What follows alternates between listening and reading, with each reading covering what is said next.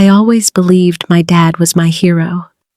The man who lifted me high on his shoulders, who chased monsters from under my bed, who made me laugh until my stomach hurt. But the day my mom left for her business trip, I learned the most painful truth of all.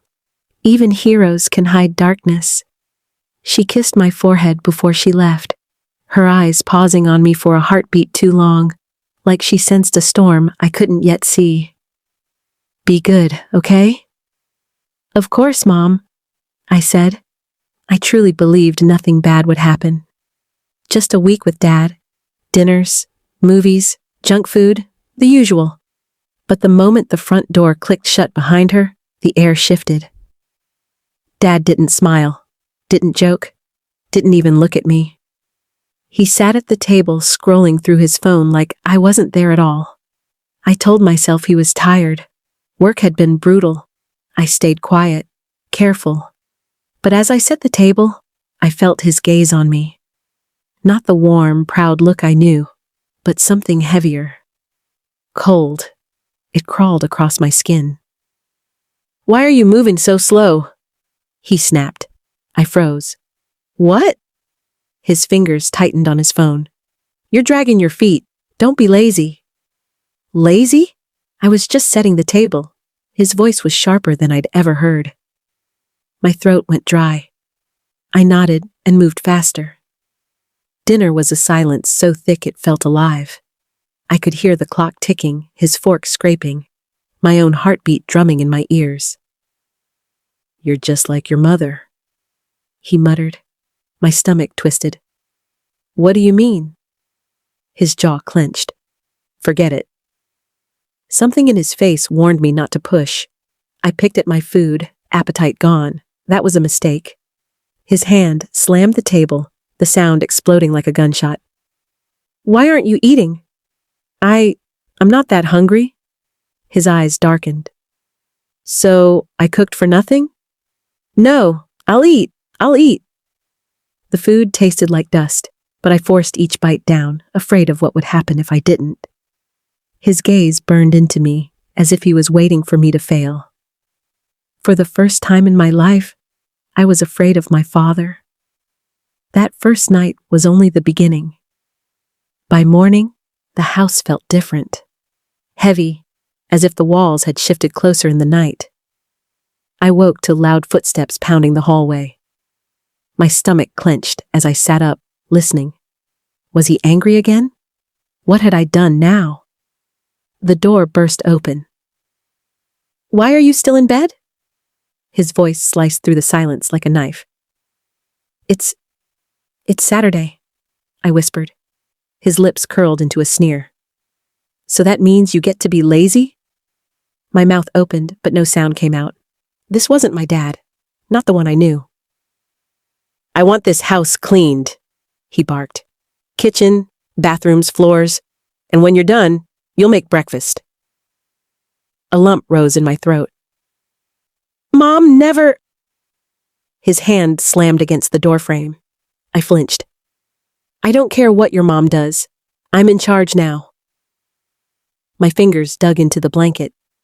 Dad had always been strict, but this was different. Still, I didn't argue. I couldn't. I got up and started cleaning. Every time I passed him, unease coiled tighter in my stomach. His eyes tracked me like a predator watching prey. I scrubbed the floor until my hands ached, washed dishes until my fingers pruned, but nothing was good enough. "You missed a spot." "Why are you so slow?" "Can't you do anything right?" Each word cut deeper than the last. The man who carried me on his shoulders, who scared away my nightmares, who could fix anything just by saying, "It's okay." But the day my mom left for her trip, I learned something I never wanted to know. Even heroes can have shadows.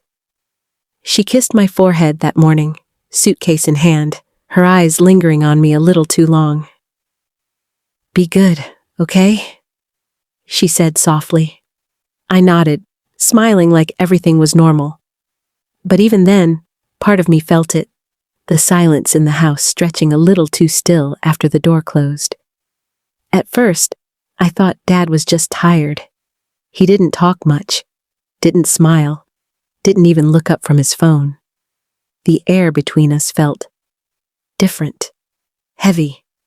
When I set the table, I could feel his eyes on me, sharp, almost accusatory. "Why are you moving so slow?" he snapped suddenly. I froze. I'm not." His tone cut through the air. "Don't be lazy." Lazy? The word stung. My father had never spoken to me like that before. Dinner that night was quiet, suffocating. I could hear the clock ticking, the scrape of his fork, my own heart pounding in my ears. Then, without looking up, he muttered, "You're just like your mother." Something inside me twisted. "What do you mean?" "Forget it," he said flatly, but the look in his eyes told me not to ask again. That was the first crack in the illusion. The next morning, I woke to the sound of heavy footsteps storming down the hall. My door flew open. "Why are you still in bed?" "It's Saturday," I whispered. "So that means you get to be lazy?" His sneer was unfamiliar, foreign on his face. "I want this house spotless," he barked. "Kitchen, floors, everything. And when you're done, make breakfast." I nodded, too afraid to speak. The man who once tucked me in was now a stranger barking orders in his son's doorway. I cleaned until my hands ached, until the smell of bleach burned my nose. But no matter how hard I worked, it wasn't enough.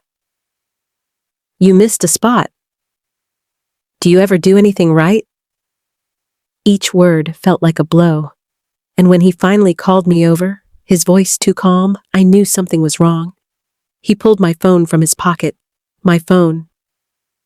"You don't need this." My heart jumped. "Dad, His gaze cut through me. "Who are you planning to call?" "No one. You don't need to bother your mother with your whining." He pocketed the phone and walked away like he hadn't just taken the last piece of safety I had left. By the third day, I wasn't just scared. I was unraveling. He was unpredictable. One moment silent, the next slamming doors, accusing me of things I didn't even understand. The house itself felt alive, like the walls were watching, holding their breath. That morning, when he grabbed my wrist, pain shot up my arm. "I asked for one thing," he said through clenched teeth. "Respect." "I do respect you." He laughed, cold and hollow. "Then why do I feel like you're always questioning me?" And just as suddenly, he let go. "Make breakfast." His voice was quiet, but it carried a threat. Every sound in that kitchen felt like a mistake waiting to happen. The hiss of oil, the clatter of a spoon. I placed the plate in front of him and turned to leave. "Sit," he ordered. I obeyed. He didn't eat. He just watched me, studying me, like a scientist dissecting something broken. Then he leaned forward. "You think your mom will believe your little stories when she gets back?" My throat tightened. "She knows how dramatic you can be. Sensitive, just like she said." My chest hollowed out. He was twisting her words, using them as a weapon. Doubt crept in, cold and slow. Maybe he was right. Maybe I was overreacting. But that night, the truth tore through every illusion. The storm came in without warning. Wind howling, rain slamming against the windows.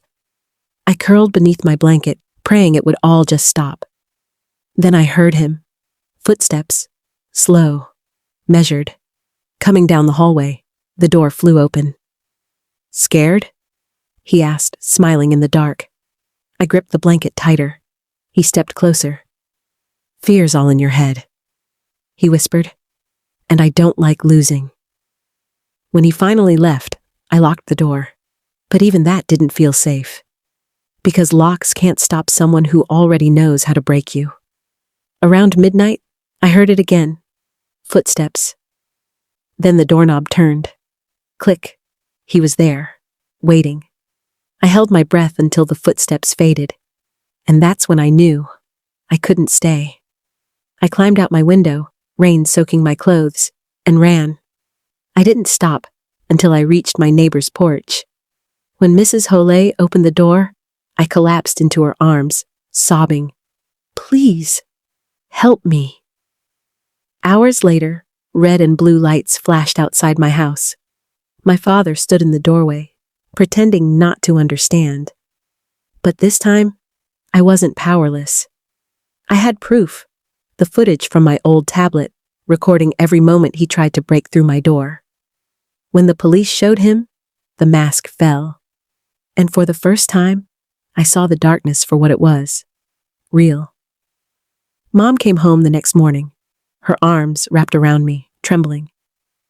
"I should have known," she whispered. "It's not your fault," I said. "He fooled both of us." She looked me in the eye. "Never doubt yourself again."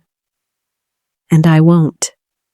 Because sometimes, the monsters we fear most don't hide under our beds. They sit at the dinner table.